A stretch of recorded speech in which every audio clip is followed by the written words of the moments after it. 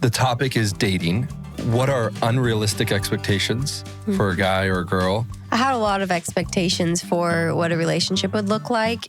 He can't go to a movie theater. He better not go to the gym because then maybe he'll fall into adultery or sin. Yeah. Like I always had this like lingering fear of like, oh no, if I enter a relationship with someone and if I'm married to them, how will I ever truly know who they are? And here's the thing. Once they get out of the bubble, Yeah. all of a sudden their true colors are shown. Yeah, because And you go, oh, I'm married to a monster. yes. How can you truly ever know someone? There is a way to know. Yeah. Like there is a confidence you can have. Yeah. So we'll get into that because when I entered the world of the Duggar TV show, I remember going, you know what's wrong with this show? Like, you know the problem with this show? And doing like a little like diatribe on my disdain for something I perceived on the Duggar Show. Okay, let's jump in. What did you disdain? What's going on, guys? We're back for another episode of the Jinger and Jeremy Podcast. Ginger, how are you? Good. How are you? Doing good. You know what I think is funny is sometimes we'll start our podcast asking each other questions like that. And obviously we live in the same house Yep. and we're married. Yep, we are married. That's true. And so I do know how you're doing. Yeah. And people will comment sometimes and go, do you guys not know each other? Like, Oh, my aren't you like, and I'm like, well, we're asking for you guys. Like, this is the podcast. Like, This is the Jen, give an podcast. update for the people. Like, obviously we live in the same house, so I know how you're doing. That's so funny.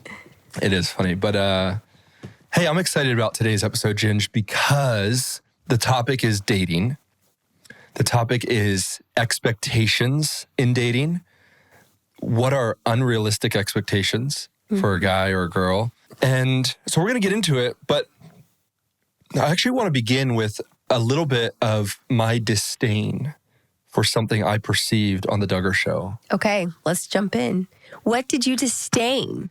Before ever knowing you, so my pastor and his family would watch the show, like the girls would watch the show. So that's how I found out about your family. I had no idea, I had no framework for the Duggars. So I had to go through what so many people go through is, well, there's this family, they have 19 kids. I'm like, 19 kids, you know, and they're Christians and this and that. And so I remember those conversations. And I was in my pastor's living room and they were watching a show once. And I remember going, you know what's wrong with this show? Like, you know the problem with this show? And doing like a little like diatribe on the problem with this show and these type of shows is this. And I remember it like it was yesterday. You know what episode we were watching? Which one? It was Ben proposing to Jessa. Oh my goodness. And you were in that episode. Scavenger hunt. Yes. So to frame that episode for you, we should do a react episode with Ben and Jessa on that one. But Ben's, I mean, you Duggar fans will know this, but Ben's proposal was like this incredible scavenger hunt. And we've talked to Ben about this before, like the airplane, giving her clues, and she's flying all over Arkansas. And it was just incredible. So it's like wholesome television and you're watching it. And whenever people come up to the Duggars, they're always like, hey, thanks for giving us a wholesome TV show to watch. But I'm sitting there in the living room as a single guy going, this is not helpful. It's not helping guys like me because it's setting expectations for girls on like what they should be expecting from a guy. And the deep irony of it, Ginger, Is you ended up on the show doing the same thing, proposing to me in the same way on the New York City rooftop New with York a City rainbow behind us. with a live orchestra going. Yes. I mean, That's the that irony of is it. so funny, Jer. That, you know, I became that. And I think my perspective's changed a bit on it. But I remember kind of being fired up and going, this is not This is going to make it impossible for all of us. Yeah, when you have like a film crew going, hey, we'll pay for whatever. We'll help you plan. Let's make this extravagant TV-worthy proposal. Yeah. You go, come on, the common guy is just trying to like, he's going to Spend the money on the ring. Yeah, and take the knee in and out the first place they kissed and go, hey, will you marry me? And she'll go, yes. And her mom's there. Yep. And her best friend comes out around the corner and there's a photographer behind a car. Like, that's the proposal, And I just remember thinking, there's an idealism that's being presented on this TV show that is not helpful. Interesting. So we'll get into that because when I entered the world of the Duggar TV show, I realized oh no, Ben is very sincere. This wasn't just a production. Yeah. Now there's production aspects to it. Mm-hmm. But when we're talking about dating is such a huge topic, or courting. And a lot of our listeners are in that genre demographic. Yeah. Single, wanting to be married. What should a girl's expectations be for a guy they're looking to date, to one day marry? Maybe take us back to little young Jinger when you first started to think that way. What expectations did you have? I had a lot of expectations for what a relationship would look like and what that guy would be and how things would come about. So I definitely was following the courtship rules that my family had. And I think that some of that can actually be fine. When you're looking at somebody saying, okay, how would this person treat me? What are their goals in life? Do they have goals? And there are just certain things that were non-negotiables for me. But a lot of those were based in the teachings of Bill Gothard, maybe, and a fear-based mindset. And so when I would look at a relationship, I'd say, how am I going to set myself up for success long-term based on maybe an outward standard or what this guy holds to or says? And so a couple of those things would be he needs to be debt-free. Otherwise, completely debt-free. Yeah. And the interesting thing is, not every guy was I didn't think every single person that comes around will have to already be debt-free, but he has to be willing to do that. Mm-hmm. And another thing was he definitely needed to have, certain things in place in his life. As far as even accountability was huge, because I had a big fear that almost if you can't control a guy, he's not going to survive this world because it is a dark world. It's full of sin. And I thought he has to have major restrictions on his phone. He has to be super accountable with every little decision that he makes. And he can't go to a movie theater. He better not go to the gym because then maybe he'll fall into adultery or sin. Mm-hmm. Because maybe he'll see somebody else that's more attractive and I won't be as attractive for him. So I think a lot of it for me was it wasn't just a basic relationship, thinking through who is this person? How do they view the world? It was more rules and things that I thought were going to protect my relationship with this person and keep me safe. So I'm thinking on the negative side, I had expectations of that for a future spouse. So it's interesting because some of that isn't bad when you think about I want the guy to have a genuine heart. I want him to love Jesus mm-hmm. and to live his life according to the Bible. That's great. That's awesome. But I think that within the setting that we were in, there was a lot of fear around it. And almost you feeling if I set up all these things, then everything's going to be perfect.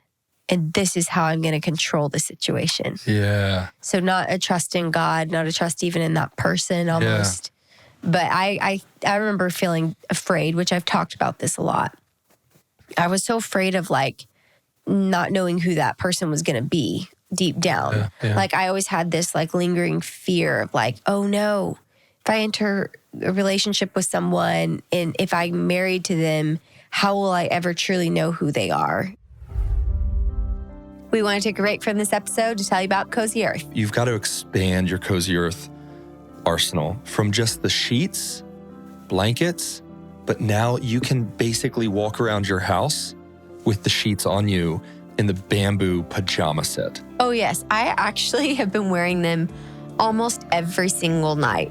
And when I say that, the other couple nights, I was like just wearing my regular Nike shorts because sometimes I'm too tired to change into pajamas in the season of life. But those, when I actually am wearing my Cozy Earth pajamas, I sleep so much better because I have the Cozy Earth pajamas, which are super soft. And then I hop into bed and there's Cozy Earth sheets.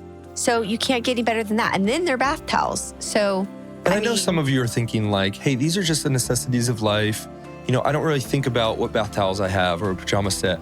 Well, you'll say that until you try Cozy Earth. Yeah. And then it'll become like an absolute necessity in your house. We've gifted these pajamas to a lot of people and they're incredible. Okay, so these viral PJs are so good. They sold out during the holidays. And now they're back in stock and only available from January 25th through February 8th. Head to cozyearth.com, use our code GINGERBOGO. So JINGERBOGO to get these PJs for you and for someone you love. That means you buy one, get one. That's an incredible deal. Amazing. Or just get two for yourself. And if you get a post-purchase survey, let them know that we sent you from the podcast. Now back to the episode. And I think a lot of that stemmed from fear of what I'd been through, you know, even just seeing people make choices that were really painful and hard and not knowing exactly who that person was. It was scary for me. Well, I'll just say this, and I think a lot of people are going to relate to this who are listening. I was scared of that same thing. If you grew up in the church, you might have had early on when you first start thinking about relationships, this idea of like a bulletproof plan to find someone who will never abandon you, never mistreat you. Mm-hmm. There's a safety in the church. And there genuinely is a safety in the church in the sense of like, okay, this is where believers should be, like people who love and obey Jesus. But I remember thinking, and this is a kind of a core memory for me, being in church, seeing a guy in the pulpit who is like a leader, maybe an elder or a deacon or some leader in the church. And I just remember seeing him. And then it was some months later, I was told like his wife packed the bags, left, took the kids and was like, peace, I'm out. Abandoned the faith, was like, I'm not a Christian, I'm out. And it solidified this fear I had of like, how am I ever gonna know if my wife is the real deal? Mm-hmm. And how am I ever gonna get to a place where I'm confident, you know, standing across from her saying, I do? Mm-hmm. How can you truly ever know someone? And I think I'll leave it till like maybe a little later in the episode. Well, I don't know. We'll talk about it now, I guess. Like, well, no, I mean, I don't know. I don't know how to plot this thing out, Ginge, but there is a way to know. Yeah. Like there is a confidence you can have. Yeah. However, I think the natural inclination is to try to find like these man-made means and mechanisms to control so that like to manipulate. And to create a false sense of safety. Yeah. Because I think, sadly, we've all seen it. There have been so many people who you've seen like get married and then they're like, well, it just doesn't work out. Or that person does end up turning into something that they didn't think, this spouse didn't think that they were. But I think that can happen around, you know, almost anywhere. Yeah. But at the same time, I think that there can be a safety, which is what I want to talk about too. So like what for you were some of those things that you thought would create safety and they would make you feel even secure in a relationship? Did you guys even have like some of those same rules and standards? Because we for sure did. We had certain things that we thought, oh, this will protect us and safeguard a relationship. I mean, did you grow up being taught that? Did you see relationships operating in a certain way that seemed to be the safest and best option? No, I mean, like, we didn't have it so blatantly like you did. I think what Gothard did was like, he really like nailed down, here's the 7 steps to this and the 5 steps to this. So if you're looking at a potential boyfriend or girlfriend, you're going, can't be in debt, has to have these standards of modesty, has to, believe this about birth control, like those sort of things. And those are the safety metrics. Mm-hmm. We didn't have those delineated. So no, I really didn't. It was interesting. My journey of singleness was like, I didn't know what I was looking for in terms of like who she is, but I knew I hadn't found her. Mm. There was one thing, and this kind of is part of my story, which I think is just so cool and providential, is I was pastoring this church in Laredo, and I would journal. And I recommend that to everybody, like to journal. I've started to do it again. I've really lacked the last year or so. And so just this morning, I'm like, I just have to write something down just to get it going every day. But I remember really writing in my journal about, struggling, wanting to be married, feeling lonely, feeling like there's no options for me. I genuinely just thought, I'm like, I will never find someone who's willing to marry me. And you're the poor soul that... Oh my gosh. No. But I wrote down something in my journal about like, yeah, this isn't going well or something, or like I'm lonely, whatever. And then under it, I went, I met Ben and Jessa Seawald today. Like they came over to my house. Oh, no. This is how it went. Sorry. I wrote down in that season of loneliness, like characteristics that I was wanting in a wife. Mm. And I had some of those things, but they were like, not like the superficial things. They were like willing to go wherever God leads her. Like a love for others, like those sort of things. And then the next journal entry a week later was, hey, Ben and Jessica Seawald were at my house today. And that's precipitated. Crazy. So that was a cool little providence of it. But what I would say to someone who's looking at that, because it's not wrong to have standards. Mm-hmm. It's not wrong to say, well, I'm looking for someone like this. You don't just open the floodgates and go, yeah, whoever. Yeah, 100%. But to say, I want someone who is submitted to the Word of God. For me, that was the big breaking point, was like, whoever she is, I want her to be submitted to the Word of God, which I think is like, that precipitates so much more because it's a humility. Mm-hmm. It's a love for the Word. It's a love for God. It's a care for what does He say. It's a willingness to follow where He leads. So I didn't care if she was in my theological vein. I didn't care if she was like from my culture. Mm-hmm. I didn't care if she thought the same way I thought about everything. I wanted a girl who submitted her life to the Word of God, because that's all I was trying to do, is go, I just want to live according to the Word. Mm-hmm. And you know what's really interesting, love, is I found her. That's very cool. The second thing is the only restriction given in Scripture to a Christian who wants to get married is in 1 Corinthians 7:39, Paul says, a wife is bound to her husband as long as he lives, but if her husband dies, she is free to be married to whom she wishes. Only in the Lord. Mm-hmm. The requirement is you marry a Christian. But we put on all these like extra, like, oh, it's got to be this, it's got to be this, it's got to be this kind, it's got to be that. Mm-hmm. And it's like, the Scripture is like, hey, marry who you'd like in the Lord. Don't be unequally yoked, that whole thing. So I'm curious about like young Jinger, the way you thought about that. Do you remember actually consciously thinking like, I'm going to marry this type of guy with these convictions and this kind of... Yeah, I actually did. I think there was this season where even in my young teens, I would have started like noticing boys, but then I would not even just say hello to any of them because I was trying to guard my heart. Oh, guard the heart. That's a big thing. We were in a big like purity culture where it was all focused on you not giving pieces of your heart away. Yeah. And so they thought like, okay, if you even have an interaction with a young man, like he comes up and talks to you, you need to guard your heart and protect it, because if you like are saying hello, like showing interest, then that's giving little pieces of your heart away. And by the time that you meet your husband, then you'll only have like maybe a small piece of your heart to give to him. if you gave little What was that pieces about? away. Where did that come from? This I idea don't know of where like that came from. protecting your heart and Yeah. that. I don't know where that came from. Did but that make you afraid to like have interactions with people? Yeah. I think that I was very afraid of giving pieces of my heart away or showing somebody any interest.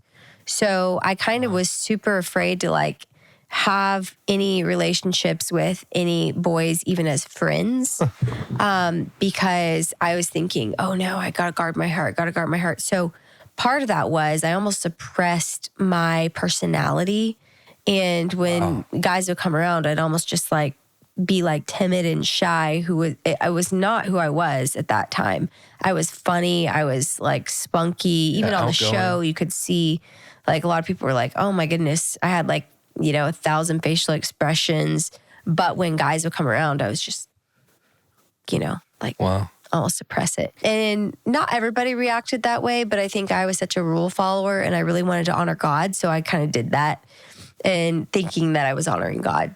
Right. And also, I think that just being in the public space where a lot of moms would come up and would be like, oh my goodness, my son, he wanted to meet you. And there was always moms trying to set up their So that's sons. the crazy thing about the Duggar girls world is you guys had moms and the sons and the men trying to set themselves up with you guys incessantly. Yeah. Whether it was letters from prison, whether it was moms emailing, whether it was in person, you'd actually have moms come up and their son's right there. Yes. And Talk their about son that was awkwardness. super, super awkward because, bless them, they were standing next to their mom. You've been blessed by Jinger. Yeah. Their mom, though, for real, was like trying to set them up, which was sweet. She may have saw the show and be like, oh, he needs to meet one of the Duggar girls. So he'd like, usher him up to Jessa, like, he really wants to meet you. And he's standing there like, oh, mom, just stop. I don't like, or if he did, he was, or if he thought, hey, mom, just thanks. like, great, thanks, mom. Now this is awkward because you told him. And so that happened countless times. But I think even with those interactions. You really mean countless times? Like that happened all the time? A lot. All the time. So. How did that make you feel real quick? Because that's fascinating, Ginge. Like that's not I think normal. a lot of people have that happen to them. Not like that, girl. Well. Look, I think a lot of girls in church have the whole guy coming up saying, hey, God told me. But you guys incessantly had people in the strangest ways. Yeah. How did that make you feel? Did you guys just laugh about it? Like, would you, Jana? We didn't take it seriously. I think every once in a while, if it was somebody we were like, oh, well, we kind of, maybe that could be potential. We honestly we'd be on to the next city the next day. Like half the time was like on a book tour or visiting a church. Did you ever think like, how do these guys know who I am? I knew how they knew because they had watched the show. I mean, like know you, but like not know you. They did not know us. And that was also part of it was, I think, in my mind, it was a little more scary because then I was thinking, if they're a fan, if they're legit like a fan who's watched the show, are they more interested in getting to know me or just wanting to be on the show? Because that also was scary. And so I think that a lot of us girls didn't give it the time of day. Now, some of them, every once in a while, there would be like someone who was super serious, or they might have met our family and then they came and visited, and maybe their family came to visit and you'd hang out with them for a little bit. And then I was like, oh, no, that probably wouldn't work out. And so that happened a couple times, but I think most of the time, at least for me, I was like, no, thank you, because there was too many risks there. And also, I think because I was in the system of believing a lot of the teachings of Bill Gothard, I also wanted somebody who was in that system because that felt safe for me. Yeah. And so I remember like, even at one point when I had interest in somebody, they were in the system. They were like all believing Bill Gothard's teachings. And then that is the kind of person I ultimately pictured myself with, was somebody who was like, it's funny. I would say like somebody who had like a single service commitment, who was like focused on the Lord. Right. Now, a single service commitment was something that Bill Gothard put in place where you would dedicate so many years of your life to the Lord, to serve him undistracted, So it could be anywhere from like 5 to 10 years of like, wow, like I'm going to dedicate my life to the Lord for these years. And a lot of people would have done that even in their younger years, given more time. And I thought that's so impressive because they're setting aside that time to really serve the Lord undistracted. And that's so amazing. And wow, that must be a disciplined person. And so it was funny because I think even within that, like I would look at some of those young men and I'd be like, wow, they're really amazing because they're teaching Bill Gothard's teachings to all these people. And it's really impressive. And I believe like a lot of them probably loved Christ. But for me, that felt safe to think of myself like marrying somebody in IBLP. But then it's interesting because even all these years later, spoiler, I married somebody outside the system and I look back and I'm like, wow, thank you, Lord, for protecting me from that. Well, here's the danger is the system is what's being trusted. Yes. And adherence to it. Like this person's able to keep the rules. Oh, they stay in line. Yep. But for many of those men, they'd never actually been truly tested. Do they really love the Lord? And how do you know? And so as you're thinking about someone, I'm going to say this to like a young single person. If you're thinking about someone, you want to know, like, have they been through it? Yeah. Has their faith genuinely been tested? Yeah. Most of them, like a lot of them were just in the bubble. So they went from living at mommy and daddy's house. And here's the thing. Once they get out of the bubble, all of a sudden their true colors are shown. Yeah. And you go, oh, I'm married to a monster. Yes. Yes, exactly. And I think that's something that not everyone, like half of them have stayed in the bubble, I think. But I think like a lot of that, looking at it now, I'm like, ooh, that's really scary. Like it's super scary because if they're just going through the motions and they were a child and they're just saying the right in their house things, and then they just go to a place where now they're the teacher and they're never having other people who even think differently than them that they're engaging with. They can't even engage their mind. They're just in a system of like repeating things, saying things, not thinking for themselves. Like then eventually if they happen to get out of that cycle of like, oh, this is the rule that I'm going to teach them. This is what I'm going to teach my kids. I had that in my mind. I had it in my mind of exactly how my life would go. Well, you were at 14, you had everything figured out.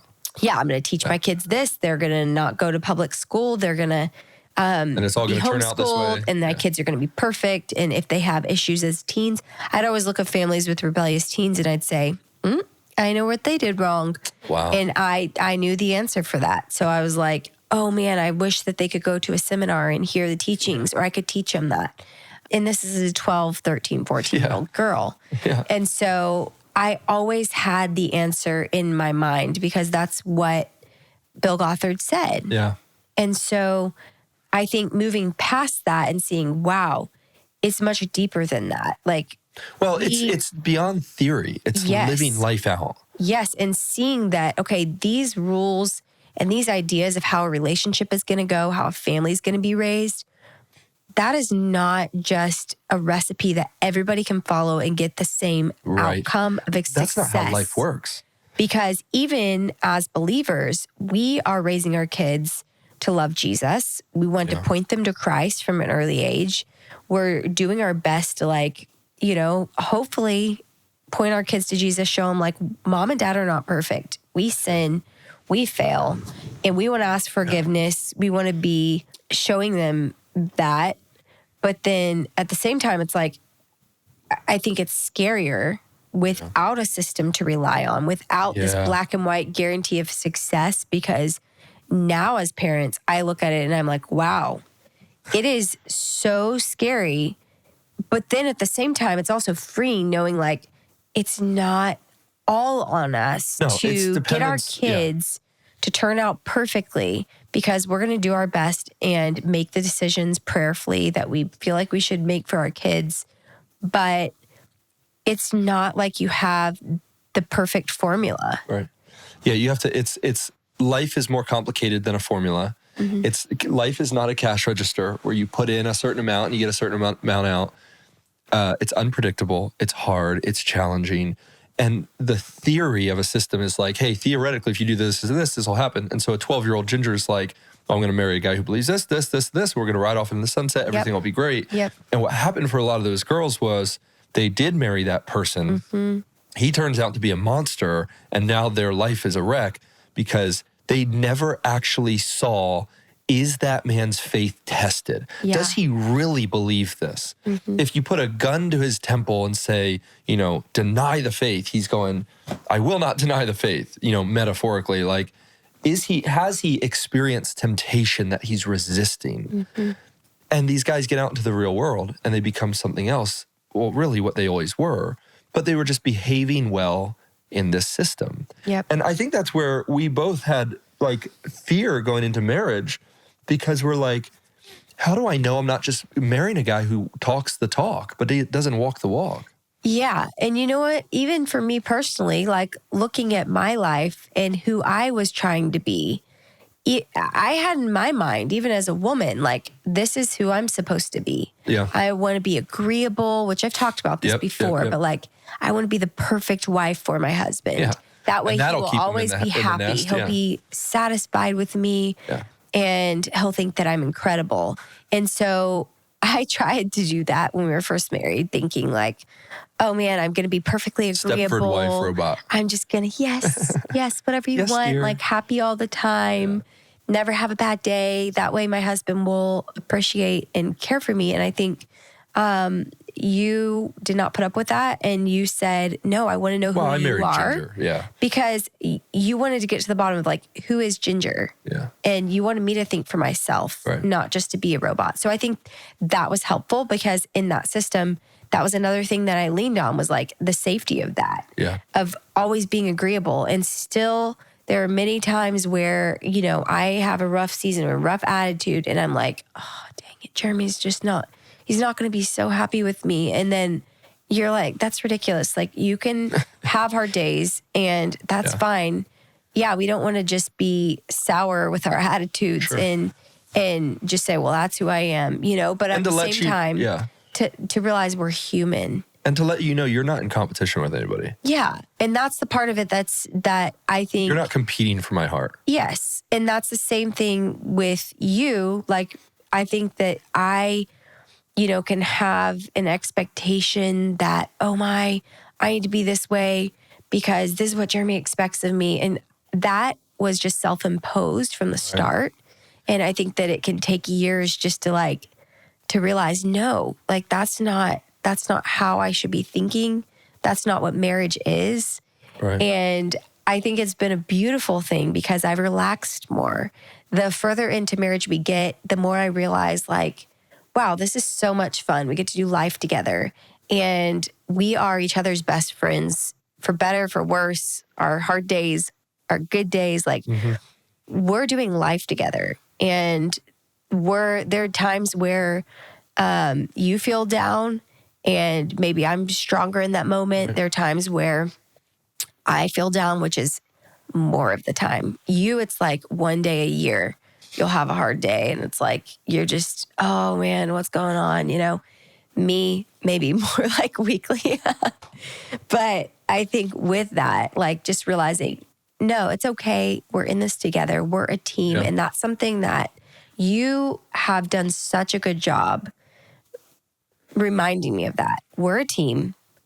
We're in this together, whether, I'm home with kids or you're home with the kids and it's a rough day. No, we're a team. Like, you're not just out doing your thing. I'm not just out doing my thing. Like, whatever we're doing, we want to be on the same page, do it together. But I think that also has been like a shift. It's been a change in my mind as to like, even what we're doing in marriage. Like, and I don't even know. I feel like I'm rambling at this point, but I think it's proven like, okay, there's a genuine, we're in this together. There's a genuine unity. But when you're single and alone and you're going, I don't know if this is going to turn out like with this person. And so we have all of these expectations that we set up and we think those are going to keep us safe. Like even that courtship questionnaire, like as helpful as that is, just because someone answers all those questions correct doesn't mean they're a good dude. Like, doesn't mean they actually will love you. And it doesn't mean they're honest and they love God and are going to be in a good, they could be an absolute monster. They just know how to play the game. Like there's some of the most manipulative people you know are religious people who know how to play the game and know how to answer everything right. Which is why I would say for someone who's single and looking and going, is this person for me? There's a couple of pieces of advice I would give. And this, I think, gets really practical. One is it should keep you from doing relationships in an isolated way. Yes, 100%. So you're not isolated in your relationship where you're making a judgment call on this person by yourself. Because it's easy over the phone, at dinner, to play someone. But do you know people who genuinely know them? And trust them and speak well of them? Or the people in their life who know them, their family, their fellow church members, their friends, their colleagues, their coworkers. Do they go, oh, that person's like a sleazeball? Or, oh, I don't trust them. Or, oh, they treat me awful. Oh, wow, they treat me so nice. So you must be seeing it wrong. It's like, no. Date in community. And I tell the young people all the time, like in college ministry, like two people fall in love, you know, there's puppy love, whatever, and they just go off together. And it's just the two of them now. And their friends go, oh, where'd they go? And everybody makes the joke like, oh, yeah, they got a girlfriend, they got a boyfriend. No. You should be conducting your relationship in the setting of others because there's safety there. In the presence of many counselors, there's safety, the proverb says. And I think that's something, honestly, that gave me confidence and peace was knowing people who knew you, because you were an outsider in many ways to us. And you knew Ben, my brother-in-law. That was our connection. And he knew a lot of people that were in my life. And he did. And I think that I remember even my parents wanted to know, like, who are your friends? You know, like, what are your parents like? And so they even got to know your parents. Even though we were long distance, like called people.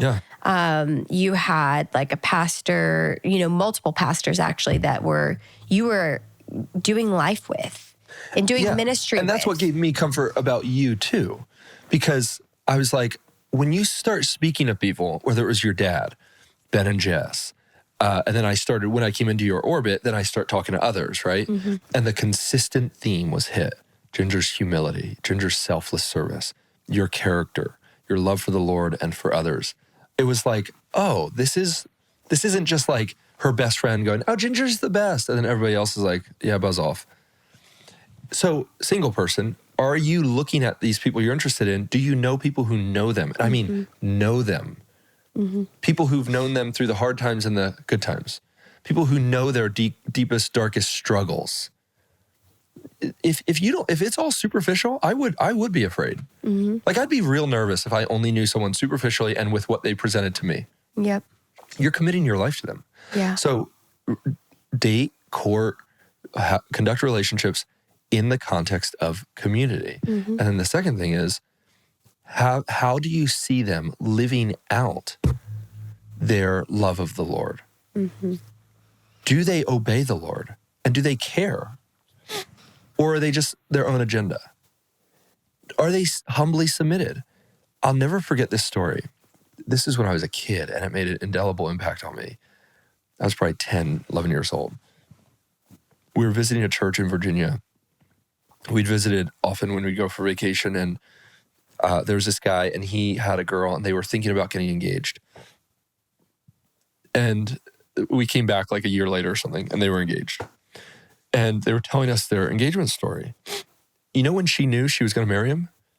When they were dating, he came home from like a date or something, and his literal house was burning down. His house burned down.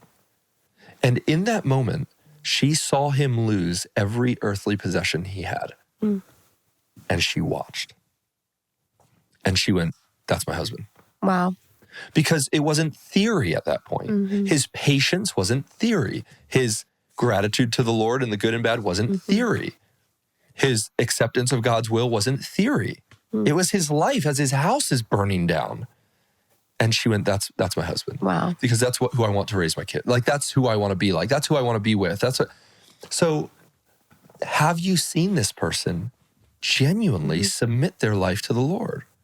Or when things get hard, do they cuss and kick and grumble and complain? And you go, I can trust someone who I've actually seen. That's what I saw with you. When I met you, your family was literally in hiding.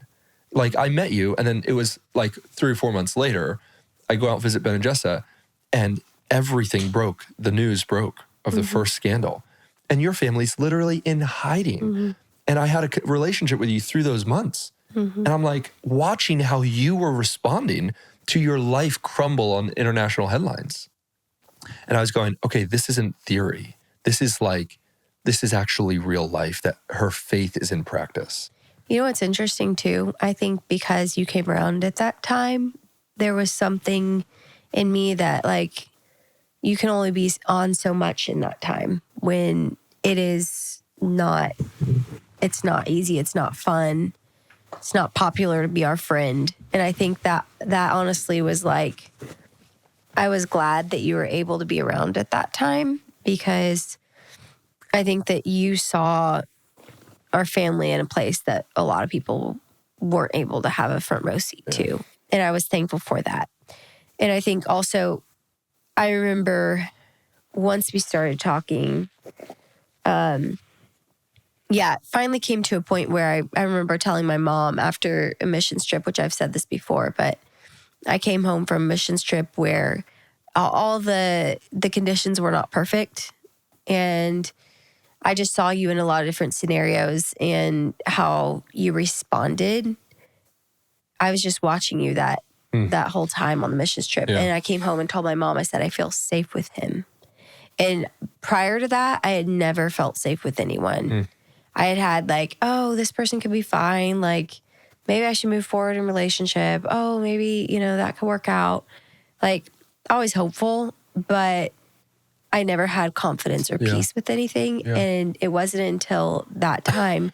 And I think that God gave that to me because I thought it was going to be much harder, especially walking through those scandals and seeing somebody you thought you knew just be the complete opposite. That terrified me for marriage. Yeah. I was very afraid, and I thought, I don't know if I'll ever feel confident at the altar. Right. And when I told my mom that, it was huge because I knew that God had given me peace in moving forward in relationship with you. It wasn't without challenge. And there were days too where I think my own insecurity and fear, even marrying somebody outside of that setting, kicked in. But then even with that fear that started to creep back in, I would look at the reality of the situation and I'd say, okay, I'm not going to just take my emotions this day and say, oh, I'm going to just feel great about this relationship and move forward. But I look at truth and just say, okay, like this is who Jeremy is deep down. This is what I've learned about him. This is what I appreciate.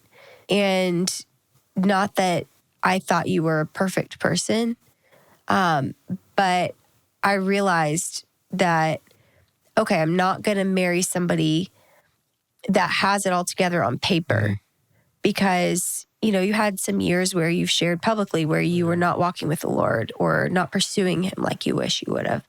And even with that, like that in our setting would have been enough to be like, oh, no way, I'm not going to take a chance with this guy, But I think that God gives peace and confidence when you have, like you said, you're getting to know that person in community, you're around other people, you have wise counselors in your life. And not everybody was like, oh, go for Jeremy. And I think part of that was a lot were saying don't. But the ones who mattered the most, like even my parents and other close friends and counselors were like, no, he's a great guy. And we would, fully support this relationship. And so I think that's something that can be tricky and it's hard because ultimately it's you who's going to live with the person. It's you who's going to marry them. And you want to be certain that that's who you want to live the rest of your life with. And I'm so glad that God gave that peace and confidence, even when I never would have expected to marry somebody outside of that system. Right. I'm You know, so it's happy actually- to be married to you. I'm happy you're married to me too. It's been a fun But it journey. almost gives you more confidence to see someone having drifted from the Lord or endured certain temptations or not done so great in certain temptations and then come back. Because it's like, no, I'm a Christian. Like I thought, and the temptation would be like, oh, my past with drinking and my past with partying and all the sins that go with it, like that's going to keep her away. So I wish I had this perfect buttoned up testimony. And yeah, in the sense of like, I wish I'd never sinned ever. Yeah. But actually the confidence knowing, like if I see somebody say, oh, they went out to the world, they lived in the world, they had a secular job, they endured this, they gave in there, they struggled here, and here they stand today going, I'm a follower of Jesus and I'm going to walk with him. You go, tried and true. As opposed to the person who's just gone, all I've ever known is the bubble and I say the right things, do the right things, but it's all theory for them. Yeah. You go, well, at some point you are going to be faced with temptation. What's going to happen then? And that's not saying too, you can't marry you have to only marry somebody who's been through. And I'm not saying go hardship. sow your wild oats and then, you know, come out here and then come back to Jesus. No. But there has to be something where you go, this faith is proven. Yeah. Faith proven. That's why God had Abraham offer Isaac. Because he was putting feet to his faith. Do you believe me? Yes. And what's interesting, the author of the Hebrews in chapter 11 says, Abraham thought, well, I guess God's just going to raise him from the dead. Because he said, I believe God, and so I will act. Is the person you're interested in, have you seen feet on their faith? Or is it just theory? Okay, that's encouraging. Ginge, there's more for us to talk about, especially maybe as we lead up to like Valentine's Day. Maybe we'll do another episode on something like dating wise and whatever. And we've got a fun episode coming up with Ben Seawald all about his relationship with Jessa. He got married as a teenager to Jessa. So what's it like being married to Jessa? What's it like being married as a teenager? That'll be a very fun episode. But I hope this is encouraging and helpful to you guys, our listeners. And I'm glad I'm married to you. Yeah. I'm our glad 10th that year, you babe. married me. And I'm just going to say this too. If you have like uncertainty, fear in that, just ask God for help too. Like to have peace when you know.